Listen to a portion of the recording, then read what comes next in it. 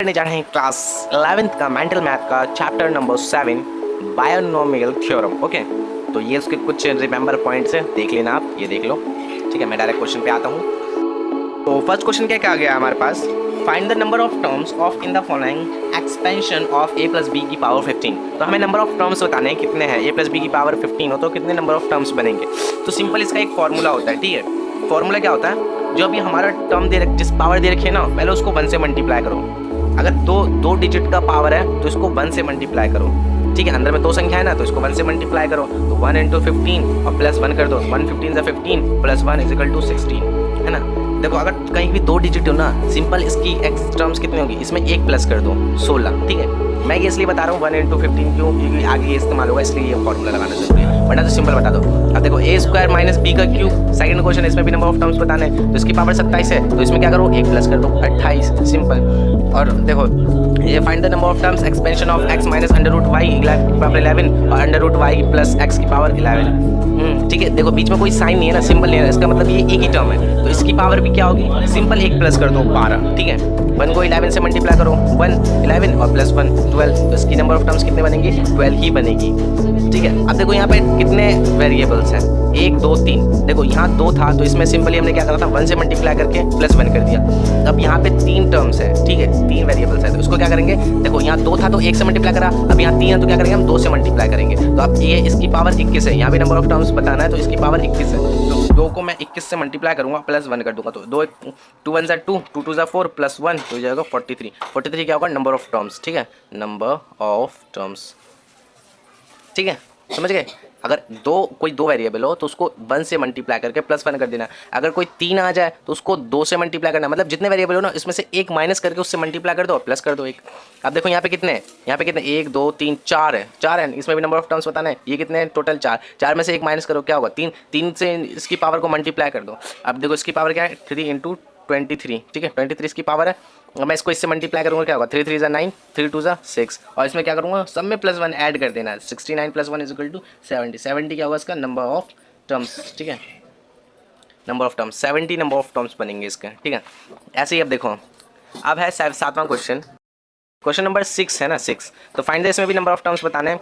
1 - x की power 6, 1 + x² की power 6, 1 + x की पावर 6। देखो अगर बीच में कोई सिंबल नहीं आता ना, तो उसको एक ही टर्म मानो, इन सबको एक ही टर्म मानो। तो सब में क्या है, ये 6 है, तो कितने वेरिएबल इसमें, 2 में से एक माइनस करूँगा, कितना हो जाएगा, 1 से इसकी पावर को मल्टीप्लाई करूँगा, 6 × 6 और प्लस 1 कर दो, 7। तो इसका आंसर क्या होगा, 7 आंसर होगा। ठीक है, 7 इसका आंसर होगा। क्वेश्चन नंबर 7 क्या है, find the number of terms in expansion a + b + c की पावर 10। अब देखो ये ऐसे मत कर देना कि 3 है, 3 में से एक माइनस कर दो 2, और 2 से इसकी पावर को मल्टीप्लाई कर दो, 2 10 = 20 प्लस 1 कर दो 21। नहीं, ये गलत होगा। अब देखो इसमें ये मत कर देना कि ठीक है जो बताया, तो इसमें इसका एक फॉर्मूला है। फॉर्मूला देखो क्या है, ये देखो, ये फॉर्मूला है, a + b + c की पावर अगर कोई n हो तो उसका फॉर्मूला क्या है, n + 1 × में n + 2 अपॉन में 2। तो यही हमें यहाँ पे इसके साथ ये फॉर्मूला पुट करना है। ठीक है, पुट करते हैं इसके साथ, लिख लिया। ठीक है, अब n की जगह मैं 10 पुट कर देता हूँ। ठीक है, तो ये हो जाएगा 10 + 1 10 + 2, ठीक है, अपॉन में 2। ये हो जाएगा 11 × में 12/2, तो ये हो जाएगा 132/2 और इससे ये कट जाएगा, तो क्या आएगा, 66 इसका क्या होगा, आंसर होगा। ठीक है, 66 इसका आंसर होगा। ऐसी क्वेश्चन नंबर हम अब करते हैं 8। ठीक है, तो अब देखो क्वेश्चन नंबर 8 क्या कह रहा है, if the number of terms expansion, ये जो टर्म्स है इसका नंबर ऑफ टर्म्स कितना है, a है। ठीक है, a दे रखा है, find the value of a c की पावर c अपॉन में c 12। ठीक है, ये इसकी वैल्यू फाइंड करनी है। तो अब देखो नंबर, अगर कोई 2 वेरिएबल, मैंने क्या बोला, 2 वेरिएबल हो तो उसकी पावर क्या होती है, 1 से मल्टीप्लाई करो, प्लस 1 कर दो, यानी 12 में 1 प्लस करूँगा 13, तो a क्या आएगा हमारा, 13। ये कह रहा है ना, a नंबर ऑफ जो इसका जो टर्म्स है ना वो a है, तो a क्या है हमारा, 13। तो a हमारा है 13। अब क्या निकालना है हमें, 13c12। ठीक है, 13c12 निकालना है, तो इसका फॉर्मूला होता है एनसीआर का फॉर्मूला। एनसीआर का फॉर्मूला क्या होता है, n फैक्टोरियल। ठीक है, अपॉन में r फैक्टोरियल इनटू में n माइनस में r का फैक्टोरियल।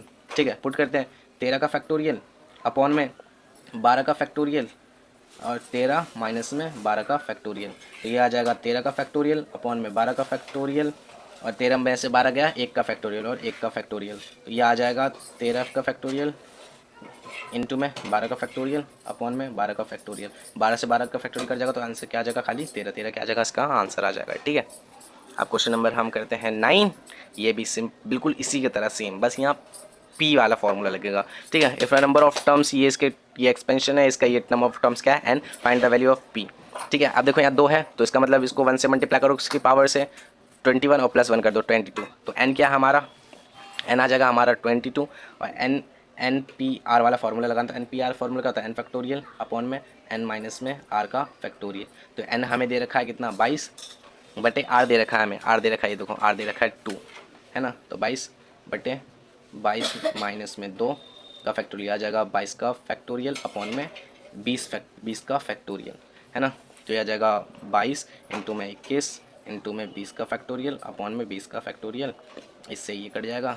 तो एक 22 1 22 22 44 44 प्लस 1 2, ये हो जाएगा 462, ठीक है 462, ये इसका आंसर हो जाएगा, ठीक है 462 क्वेश्चन नंबर 9 का, ठीक है।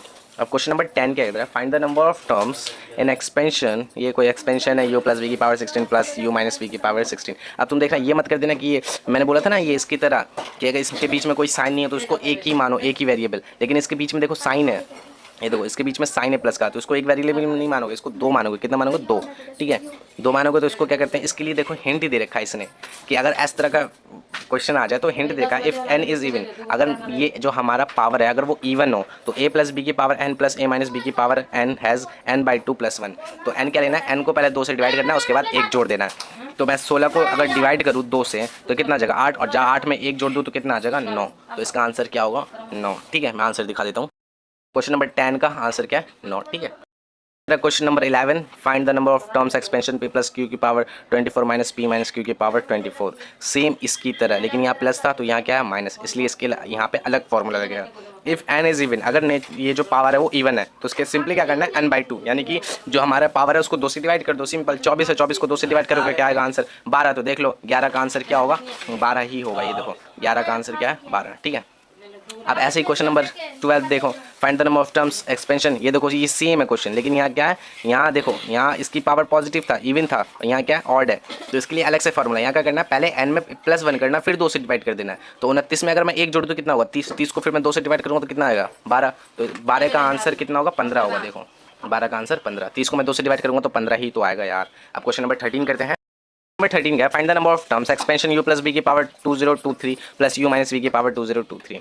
देखो अब ये नंबर है यहाँ पे पॉजिटिव है, ये क्या हमारा ऑड नंबर है, तो इसको हम क्या करेंगे सिंपली पहले इवन करेंगे। इवन करने के लिए क्या करूँगा मैं +1 कर दूंगा, 2023 में मैं 1 जोड़ दूंगा तो कितना हो जाएगा 2024 है ना, 2023 में जब मैं +1 कर दूंगा तो कितना होगा 2024, इसको मैं 2 से डिवाइड कर दूंगा, 2 से ये डिवाइड हो जाएगा 1012। क्वेश्चन नंबर 13 क्या है 14, इसमें बताना है find the sum of coefficient, coefficient जो आता है ना इसके सम बताना है, सम सारे सम बताने हैं कोफिशिएंट के। तो क्वेश्चन क्या है x प्लस वाई की पावर 8, तो इसमें एक फार्मूला है, अगर ये प्लस का साइन है ना तभी वो फार्मूला होगा, मतलब पेट बैठेगा वरना नहीं बैठेगा। तो इसका फार्मूला क्या है 2 की पावर n, किसी भी x किसी भी टर्म का कोफिशिएंट का सम निकालना हो तो 2 की पावर n वाला फार्मूला लगेगा, ठीक है। तो 2 की पावर n अब यहाँ दे रखा है 2 की पावर n क्या है पावर है हमारा, तो इसकी पावर कितनी है 8, अगर मैं 2 की इज इक्वल टू 2 की पावर 8 रखूँ तो कितना आएगा 256 क्या आएगा इसका आंसर आएगा, मैं दिखा देता हूँ इसका आंसर 14 का, ये देखो 14 का आंसर 14 का 256, ठीक है। 15 का भी दिखा देता हूँ, 15 का 32 है, मैं करके दिखा दूँगा यहाँ पे, देखो 15 क्या फाइंड द सम ऑफ, इसमें भी सम बताना है x स्क्वायर प्लस वाई की पावर 5। तो देखो 5 है प्लस में क्या प्लस का सिंबल है, तो इसका मतलब यहाँ फार्मूला फिट बैठेगा, तो 2 की पावर 5 क्या होगा 32 ही तो होगा, यही तो इसका आंसर है, ठीक है। अब 16 करते हैं, 16 कह रहा है find the sum of all coefficient expansion p minus Q की पावर 11। अब इसमें भी ये फार्मूला मत बैठा देना, क्योंकि यहाँ देखो क्या है यहाँ पे प्लस था तभी मैंने कहा था ये फार्मूला फिट बैठेगा, अगर नेगेटिव आ जाए तो इसका आंसर क्या होगा 0 होगा, ठीक है। इसका आंसर क्या होगा 0 होगा, इसका कोफिशिएंट का सम जो होगा ना वो 0 होगा, क्योंकि जितना इसका होगा उतना इसका होगा, जब इसमें से ये माइनस हो जाएगा तो क्या बचेगा 0 ही बचेगा। तो 16 का आंसर 0 होगा, मैं दिखा भी देता हूँ आपको, ये देखो 16 का आंसर 0, ठीक है। अब क्वेश्चन नंबर 17 करते हैं, find the sum of all coefficient expansion, मतलब इस इफ अगर ये कह रहा है अगर सम ऑफ ऑल कोफिशिएंट, सारे कोफिशिएंट का जोड़ इस एक्सपेंशन का 256 है, then find the total number of terms in expansion x plus Y की पावर n। तो इसकी कितनी पावर होनी चाहिए कि इसका कोफिशिएंट का सम जो है 256 है।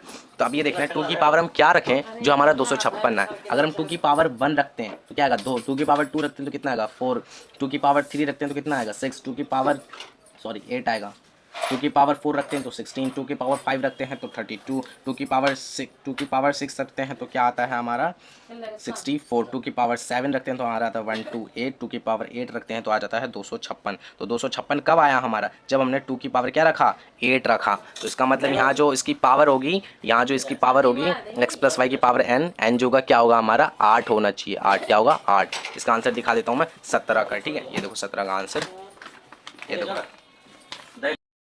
अब आप कहोगे भैया 17 का आंसर तो 9 है, तुम तो कह रहे थे 8 है। तो अब हम बताते हैं क्या 8 है।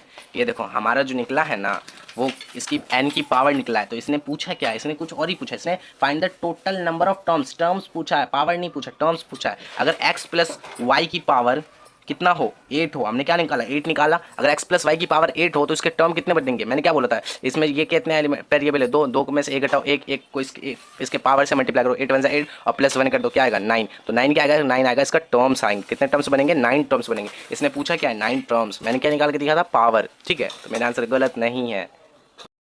क्वेश्चन नंबर हम करते हैं कौन सा 18 में क्या है a plus B plus C की पावर 5। इसमें भी क्या बताना है find the number of distinct term ही बताना है। इसमें 3 डिजिट है। ठीक है, 1 2 3 की पावर 5, 1 2 3 की पावर 5। यहाँ माइनस का साइन है ये देखना।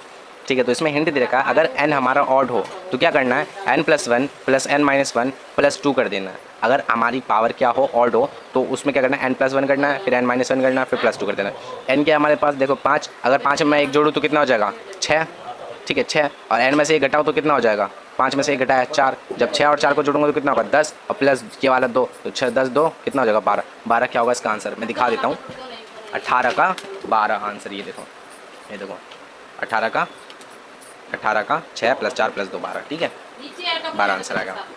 सेम ऐसे ही 19 है A to Z। अब क्या ये इवन है, अगर ये इवन हो तो क्या करना है इसमें 1 जोड़ देना है कितना होगा 7, इसमें 1 माइनस कर देना कितना हो जाएगा 5। इन दोनों को जोड़ दो 7 5 12 और इसमें क्या कर दो 4 ऐड कर दो 7 5 12 प्लस 4 कितना हो जाएगा 12 4 16। 16 क्या हो जाएगा इसका आंसर होगा मैं दिखा देता हूँ 19 का 16 आंसर होगा। ये देखो 19 का 7 प्लस 5 प्लस 3 प्लस 1 कितना होगा 16।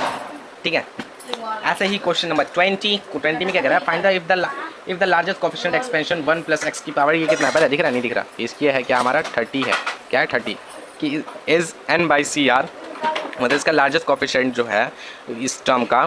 ठीक है, वो क्या है NCR। Then find the value of n plus R, और इन दोनों का जोड़ बताना है।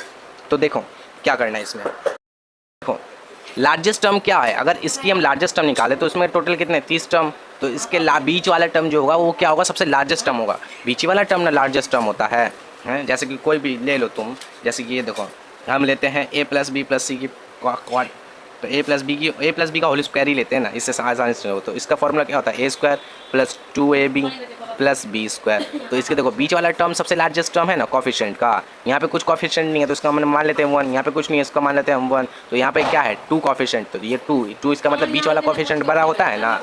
तो बस यही करना है यहाँ पे। तो इसका लार्जेस्ट कोफिशिएंट दे रखा है ये है ना, इसकी पावर 30। तो इसका लार्जेस्ट कोफिशिएंट कौन सा होगा, तो इसका कोफिशिएंट लार्जेस्ट होगा वो होगा 15। ये क्या है हमारा, ये है हमारा r, और c हम n दे रखा है हमें, n दे रखा है कितना 30 दे रखा है हमें क्या n दे रखा है हमें 30। जो पावर होता है यही ना n होता है, कहीं पे देखोगे पावर ही n होता है, यहाँ पे पावर ही n होगा। ठीक है 30, और r हमें पता ही है क्या है 15। तो जब इन दोनों को जोड़ोगे n प्लस r करोगे तो क्या आएगा 15 प्लस 30 इज इक्वल टू 45 इसका आंसर आएगा। तो हम दिखाई देते हैं तुमको 45, 20 का आंसर। ये देखो 20 का 45। ठीक है, अब ऐसा ही क्वेश्चन नंबर करते हैं हम 21। इफ़ द लार्जेस्ट कोफिशिएंट, इसका भी लार्जेस्ट कोफिशिएंट एक्सपेंशन ये है फाइंड द वैल्यू ऑफ ये। तो इसको करते हैं हम कॉपी पे उतारते हैं पहले, ये क्वेश्चन छोड़ रहा हूँ ठीक है, क्योंकि ये आप करना, क्योंकि इसको मैं करता हूँ अगले सेशन में। ठीक है, question number 22 find the smallest coefficient of the expansion. किसी भी एक्सपेंशन का स्मॉलेस्ट कोफिशिएंट क्या होता है 1 होता है, क्योंकि स्टार्टिंग ही किससे होती है 1 से होती है। तो इसकी पावर जितनी भी हो हमें कोई फर्क नहीं पड़ता, स्मॉलेस्ट कोफिशिएंट किसी भी एक्सपेंशन का 1 ही होगा, तो इसका आंसर क्या होगा 1। तो 22 का मैं आंसर दिखा देता हूँ 1, ठीक है। ये देखो 22 का आंसर क्या है 1 और 21 का आंसर क्या है 6। अब तुम देख लेना कैसे आया 6, नहीं आया तो मेरे को कमेंट करना, मैं बताऊंगा, ठीक है। अब क्वेश्चन नंबर 23 क्या है हमारे पास, if pth term of a middle term और इस एक्सपेंशन, इसका कह रहा है पी टर्म जो है वो मिडल टर्म है इस एक्सपेंशन का, इस एक्सपेंशन का मिडल टर्म क्या होगा, देखो 51 है तो टोटल टर्म कितने बनेंगे 51, ठीक है 50, या क्योंकि यहाँ 2 ही है, 2 को में से 1 माइनस करो, 1 को 50 से मल्टीप्लाई करो, कितना आया, कितना आया, देखो ये आया 51 है, क्योंकि +1 करूँगा तो 51 हो जाएगा। तो 51 में मिडल टर्म क्या होगा है, अगर मैं यहाँ से लिखना स्टार्ट करूँ 1 2 3 ऐसे करते करते करते कहाँ तक 50 51, तो इसका बीच वाला जो नंबर होगा ना वो होगा 26, क्या होगा 26। ये 26 क्या है हमारा पी है, तुम देख लेना, इधर से भी 25 संख्या होगी और इधर से भी कितनी 25 संख्या होगी, तो बीच वाला टर्म क्या होगा, एक 26 ही एक मात्र ऐसा टर्म है जो बीच में आता होगा, तो यही हमारा क्या ये कह रहा है पी टर्म है, ठीक है। अब ये कह रहा है find the value of √p - q, अब कह रहा है √p - q निकालो, √p - 1, तो p की वैल्यू हमें पता है क्या है 26 - 1, 26 में से 1 है तो √25 क्या किसका √2 है, ये 5 का स्क्वायर है, ठीक है 5 का स्क्वायर है, ये हमारा क्या होगा आंसर होगा। मैं दिखा देता हूँ 23वें का आंसर आपको, ये देखो 23वें का 5, ठीक है।